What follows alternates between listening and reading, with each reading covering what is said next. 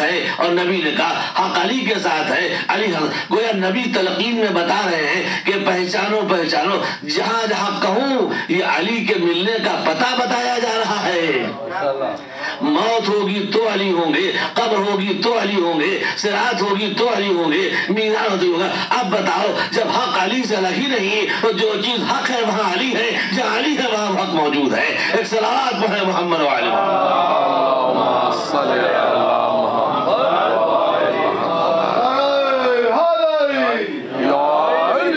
السوال منکر نکیر حق النکیرین کا سوال بھی حق ہے. علماء اسلام نے اس پر اتفاق ظاہر کیا ہے. نکیرین سوال کریں گے تو سوال جہاں حق ہے تو علی بھی تو حق ہے، اور یہی ہمارا عقیدہ بھی ہے. جب نکیرین سوال کریں گے تو مولا آ جائیں گے. اور آج دنیا ہمارا مذاق اڑاتی ہے، یہ وہ قوم ہے جو کہتی قبر میں علی آئیں گے. ارے بھائی ٹھیک ہے آئیں گے تو ٹھیک ہے، نہ آئیں گے تو آپ کا کیا نقصان ہے؟ جیسا کہ مولا نے فرمایا تھا جب ایک شخص کا یہ علی جس خدا کی عبادت کو دیکھا بھی ہے، کہا کیا بغیر دیکھے عبادت ہوتی ہے؟ کہا اچھا یہ بتاؤ اگر خدا محشر میں نہ نکلا تو کیا ہوگا؟ کہا ٹھیک ہے اگر نکل آیا تو کیا ہوگا؟ اگر نکل آیا تو ہمارا فائدہ ہے، نہ نکلے گا تو نقصان ہی نہیں ہے. یہی بات یہاں بھی ہے. ہم کہتے ہیں قبر میں علی آئیں گے، اور علی آ گئے تو کیا ہوگا؟ نہ آئے تو کوئی بات ہی نہیں. کم سے کم سہارا تو ہے کہ علی آئیں گے. ایک شخص اسی سینٹر پہ آپ کے پاس برابر مجلسیں کرتا رہا، فرض بچھاتا رہا، آپ کے ساتھ جڑا رہا، کہ مولانا سے کہیے میں بہت پریشان ہوں، دبئی جانا چاہتا ہوں، وہاں مجھے نوکری مل جائے گی. میں نے کہا میں کوشش کروں گا، دیکھوں گا شاید کوئی صاحب ہو، کل بتاؤں گا. میں سوچتا رہا، غور کرتا رہا کہ بیچارہ مزدور پیشہ آدمی زیادہ پڑھا لکھا نہیں، دبئی جانا چاہتا ہے، اس کو کس کا پتہ بتاؤں.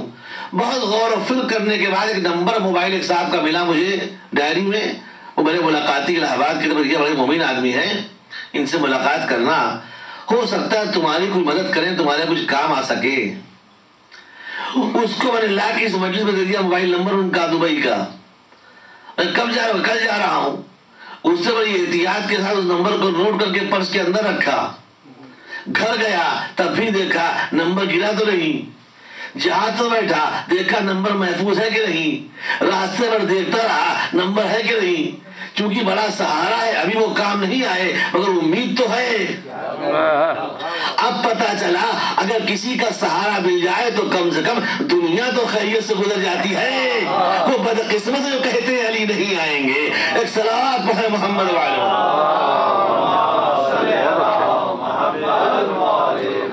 علی المال حق و حق علی، حق کے ساتھ ہے اور حق علی کے ساتھ.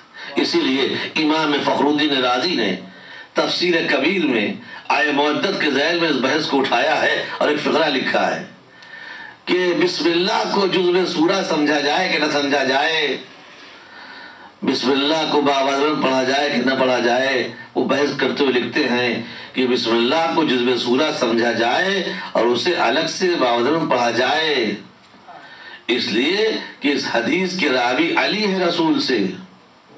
سنیے امام فخر الدین رازی کیا لکھتے ہیں، بسم اللہ کو جزو سورہ سمجھا جائے کہ نہ سمجھا جائے، اس بحث کے ذیل میں لکھتے ہیں کہ بے شک سمجھا جائے، چونکہ علی نے فرمایا ہے کہ رسول ہر سورے سے پہلے بسم اللہ الرحمن الرحیم کو بآواز بلند پڑھا کرتے تھے. اور اس حدیث سے اس لیے انکار نہیں ہو سکتا کہ رسول ہی نے فرمایا ہے علی حق کے ساتھ ہے، حق علی کے ساتھ ہے. امام راضی کہتے ہیں علی کے اس بیان کو اس لیے تسلیم کرنا پڑے گا کہ رسول ہی نے فرمایا علی حق کے ساتھ ہے اور حق علی کے ساتھ ہے. میں ہوتا تو ان سے سوال ضرور کرتا کہ ٹھیک ہے خالی بسم اللہ کو جزو سورہ سمجھنے کے لیے تو علی حق کے ساتھ ہے، باقی کسی معاملے میں علی حق کے ساتھ نہیں ہے. اس کے معنی یہ ہوئے کہ حق جب علی کے ساتھ ہے تو ہر مسئلے میں حق علی کے ساتھ ہے. جہاں علی ہوں گے وہاں حق ہوگا، جہاں حق ہوگا وہاں علی ہوگا. اسی لیے کہا تھا اے پروردگار، توجہ، اے پروردگار حق کو ادھر ادھر موڑنا، ادھر علی موڑ جائیں. اور یہ کہہ سکتے تھے کہ علی کو ادھر موڑنا ادھر حق موڑ جائے، نہیں، حق کو ادھر ادھر موڑنا ادھر علی مڑ جائیں، اس کے معنی یہ ہوئے کہ علی ہے آگے، حق ہے پیچھے. جو آگے ہوتا اسے امام کہتے ہیں، جو پیچھے ہوتا اسے ماموم کہتے ہیں.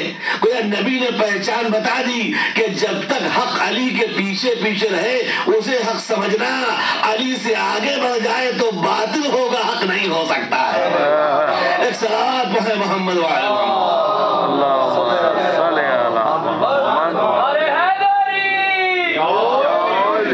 جب تک علی کے پیچھے پیچھے حق ہے، آگے نکل جائے وہ باطل ہوگا، حق نہیں. اللہم ادری حق ہے سمادار، اے پروردگار حق کو ادھر موڑنا، علی موڑ جائیں. یہ رسول نے غدی کے خطبے میں چاہتا ہوں. اللہ مولایا، اللہ ہم سب کا مولا. انا المولا المومنین، میں مومنوں کا مولا. امن کنت مولا فہذا علی مولا، جس کا میں مولا اس کا یہ علی مولا. ایک حصہ وہ ہے خطبہ غدیر کا جو رسول کا بیان ہے، اللہ ہم سب کا مولا، میں مومنوں کا مولا، جس کا میں مولا اس کا علی مولا. یہ بیان رسول ہے. اور دوسرا حصہ حق کو ادھر موڑ، علی موڑ جائے، اسے دوست رکھنا جو علی کو دوست رکھے، اسے دوست رکھنا جو علی کو دوست رکھے. یہ وہ حصہ ہے جو دعائے رسول ہے. تو خطبہ غدیر کا ایک حصہ بیان رسول، دوسرا حصہ دعائے رسول. بیان رسول کے بارے میں کفار مکہ کا کہنا یہ ہے کہ اتنا سچا ہے کہ اس کی زبان پہ کبھی لفظ غلط آیا ہی نہیں. اور دعائے رسول کے بارے میں عیسائیوں نے کہا تھا خبردار ان سے مباہلہ نہ کرنا، اگر انہوں نے بد دعا کی تو کائنات منقلب ہو جائے گی. عزیزو غدیر کے خطبے کے دو حصے، ایک کا تعلق بیان رسول سے، ایک کا تعلق دعائے رسول سے. اب جو اس حصے کو نہ مانے وہ کافر سے بدتر ہے، جو اس کو نہ مانے وہ عیسائی سے بدتر ہے. ایک صلوات پڑھے محمد وعلی محمد.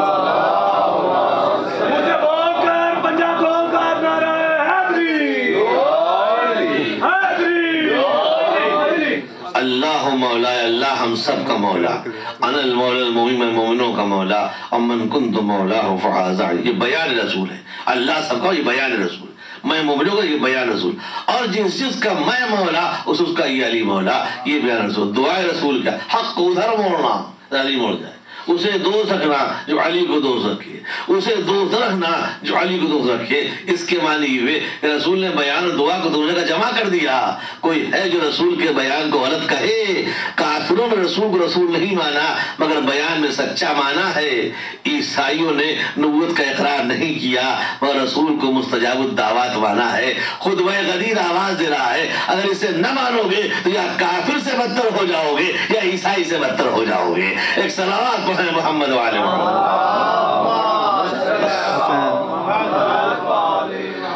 جس کا میں مولا، توجہ فرمائی، آخری جو خلاص کر رہا ہوں تفصیل گزارش کروں گا. جس کا میں مولا اس کا یہ علی مولا. اب مولا کے معنی میں لوگوں نے مختلف باتیں کہیں. کسی نے کہا مولا کے معنی غلام کے ہوتے ہیں، کسی نے کہا دوست کے ہوتے ہیں، کسی نے کہا خادم کے ہوتے ہیں.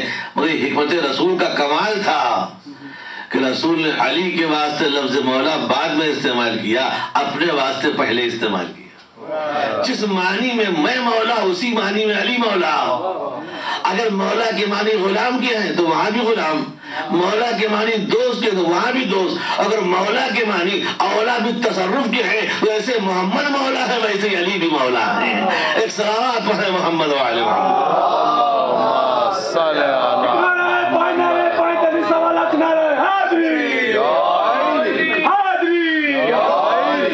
بڑا اچھا شعر کسی شاعر نے کہا، مجھے یاد آ گیا، قبر میں علی آئیں گے، قبر میں علی آئیں گے. ٹھیک ہے، کم سے کم ایک آسرا تو ہے کہ علی آئیں گے، ایک سہارا تو ہے علی آئیں گے. زندگی سکون سے گزر علی آئیں گے. نہ آئیں گے، نہ آئیں گے. اگر آ گئے تو کیا ہوگا؟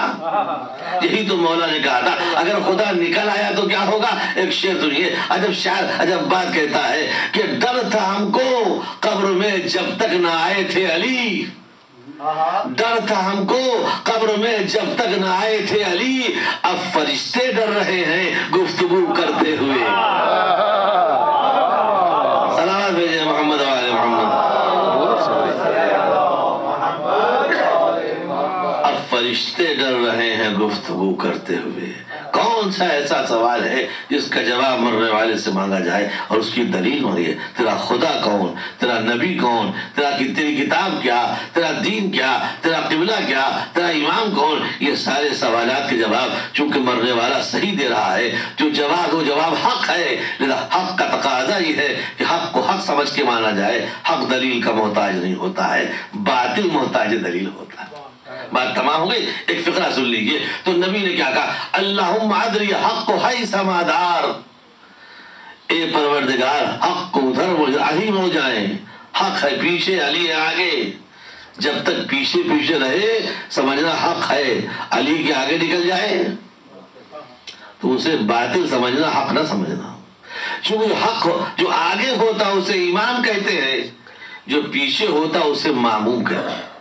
اسلامی تہذیب میں، اسلامی شریعت میں جو امام ہوتا ہے اس کی ذمہ داری ہوتی ہے قوم کی قیادت، قوم کی رہبری، قوم کو لیڈ کرنا، قوم کے مسائل میں قوم کے حل کی تلاش کے لیے ہر ممکن کوشش کرنا۔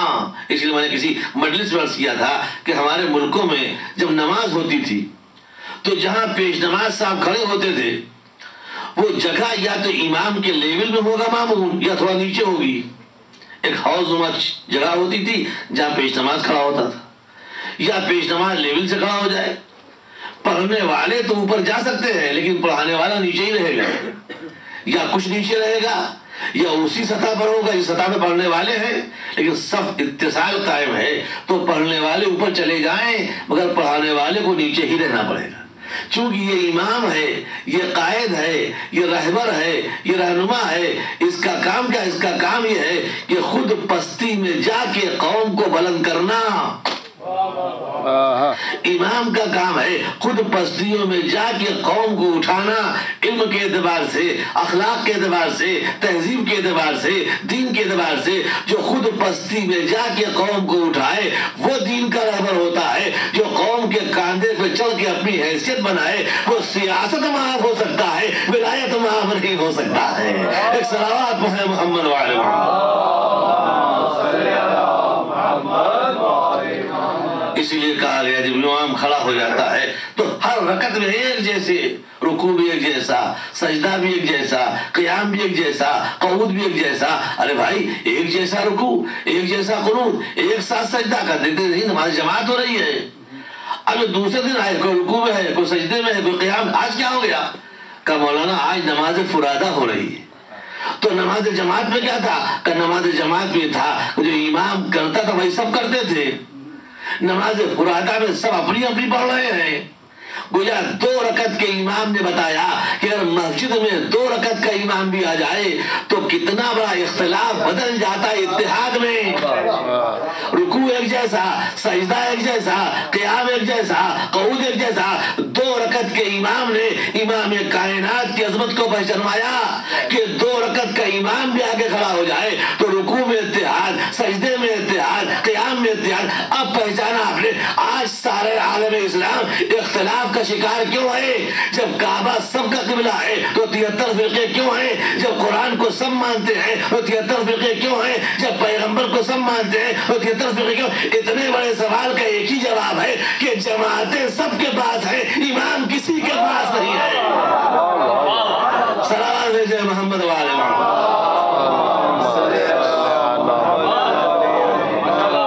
2 رکعت کے امام نے امام معصوم کی عظمت کو پہچانوا دیا۔ اگر 2 رکعت کا امام بھی کھڑا ہو جائے تو کتنا بڑا اختلاف، اتحاد اور وحدت بدل جاتا ہے، کتنا بڑا تضاد ایک جیسا نہ لگتا ہے۔ جو امام معصوم ہوگا جب اس کا دامن ہاتھ میں ہوگا تو اختلاف تھوڑی ہوگا، ٹکراؤ تھوڑی ہوگا، تضاد تھوڑی ہوگا۔ اب اگر دل میں ہم محبت امام رکھ کے لڑیں تو اس کے معنی یہ ہے کہ محبت امام میں کچھ کمزوری ہے، جبھی ہم میں اختلاف پیدا ہو رہا ہے۔ ایک صلوات پڑھیں محمد والے ولایت کی محبت اتحاد کی ضامن ہے، اتفاق کی ضامن ہے، فکر و نظر میں وحدت کی ضامن ہے۔ اگر ٹکراؤ پیدا ہو جائے تو اس کے معنی جذبہ مودت میں کچھ کمزوری آ گئی، جذبہ محبت کا مشکن پیدا ہو گئی ہے، دامن الفت میں کہیں سے کوئی تار کمزور پڑ گیا ہے، لہذا ہمیں تجدید محبت کرنی چاہیے کہ محبت کے میدان میں یوں مستحکم ہو جائیں کہ ہم سے ٹکرانے والے الگ ہو جائیں اور ہماری وحدت کو ختم نہ کر سکے، ہمارے اتحاد کو ختم نہ کر سکے، ہمارے خلوص کو ختم کر سکے، جو اس کے ماننے والے ہیں، جو امام معصوم ہے، جس نے دنیا کو اتحاد اور امن اور محبت کا پیغام دیا ہے۔ بس عزیزان گرامی، بات تمام ہو گئی۔ تو باطل محتاج دلیل ہوتا ہے اور حق محتاج دلیل نہیں ہوتا ہے۔ یہی وجہ ہے اہل بیت کے فضائل آپ دیکھنا شروع کر دیں تو فضائل بے شمار، فضائل بے شمار، اور پیغمبر نے اسی لیے ارشاد فرمایا کہ علی کے فضائل میں خوش ہو بہترین عبادت، علی کے فضائل میں مسرور ہو بہترین عبادت۔ اگر میں کہوں گا یا رسول اللہ، اگر آپ کے اہل بیت کے فضائل بے شمار ہیں تو ان کے مصائب بھی بے شمار ہیں۔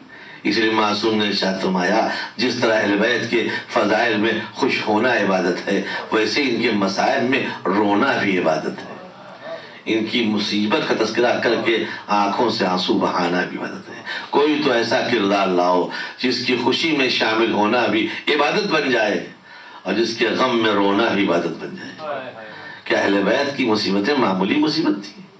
کیا ان پر علائم کے پہاڑ معمولی پہاڑ تھے؟ کیا ان پر مشکلات کا سامنا معمولی مشکلات؟ کون سی ایسی مشکل ہے عزیزان گرامی، اور کون سی ایسی مصیبت ہے جو حسین والوں پر نہیں پڑی؟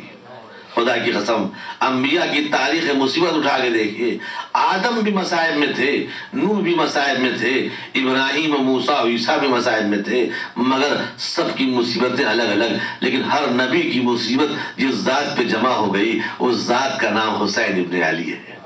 ترک وطن کی مصیبت، قتل و غارت گری کی مصیبت، جوان بیٹے کے گلے پہ چھری رکھنے کی مصیبت، صبر و رضا کی منزل سے گزرنے کی مصیبت، کون سا ایسا مشکل مرحلہ تھا جس سے انبیاء گزر گئے ہوں اور حسین نہ گزرے ہوں؟ مگر کربلا کی تاریخ گواہ ہے، جیسے جیسے حسین پر مصائب پڑھتے جاتے تھے حسین کے چہرے کا نکھرتا جاتا تھا، حسین کے چہرے کا نور بڑھتا جاتا تھا، یہاں تک کہ روایت کہتی ہے ارباب ازا انبیاء کا گروہ آ گیا تھا حسین کے صبر و رضا کی منزل کو دیکھنے کے لیے، حسین کے جذبہ ایثار کو دیکھنے کے لیے سب حیرت میں پڑ گئے تھے، یہ اللہ کا کیسا بندہ ہے، ابھی تک تو ہم نے مصیبت انبیاء کی ذات تک دیکھی مگر ساری مصیبتیں جہاں جمع ہو گئیں وہ حسین ابن علی ہے۔ یہاں تک کہ مقتل کربلا کہتا ہے ایک مرتبہ ابلیس نے اللہ کی بارگاہ میں دعا کی، اے پروردگار عالم، تیرا بندہ حسین بڑا صابر و شاکر ہے، مگر میں سمجھتا ہوں اگر حسین پر مصیبت میں ایک مصیبت کا اضافہ کر دیا جائے تو شاید حسین کے ہاتھ سے دامن صبر چھوٹ جائے گا۔ کہ شیطان ملعون کون سی مصیبت اور چاہتا ہے، یہ تو اپنے جوان بیٹے کا لاشا اٹھا چکا، یہ تو 6 مہینے کے بچے کو سپرد خاک کر چکا، یہ برابر کے بھائی کے لاشے پہ آنسو بہا چکا، یہ اپنے بھتیجے کی میت کے ٹکڑوں کو جمع کر چکا، اب کون سی مصیبت ایسی ہے جو حسین پر پڑھنا چاہتی ہے، تو چاہتا ہے کہ اتنا چاہتا ہوں اگر تو سورج کا رخ، اگر تو آفتاب پر حسین کے زخموں کو دفع کر دے تو آفتاب کی تبادت سے حسین کے زخم میں اور شدت پیدا ہو جائے گی اور حسین کی زبان پر حرف شکایت آ جائے گا۔ آفتاب کو پروردگار حکم دیا اے سورج گھوم جا حسین کے، جیسے ہی سورج نے حسین کا رخ کیا حسین نے اپنا گریبان کھول دیا، گلا کھول دیا، اے آفتاب کی کرنوں آؤ آؤ، حسین کے دامن صبر میں فرق نہیں پیدا ہو سکتا۔ اجرکم اللہ، خدا آپ کی آوازوں پر رحمت نازل فرمائے، خدا آپ کی آنکھوں پر رحمت نازل فرمائے۔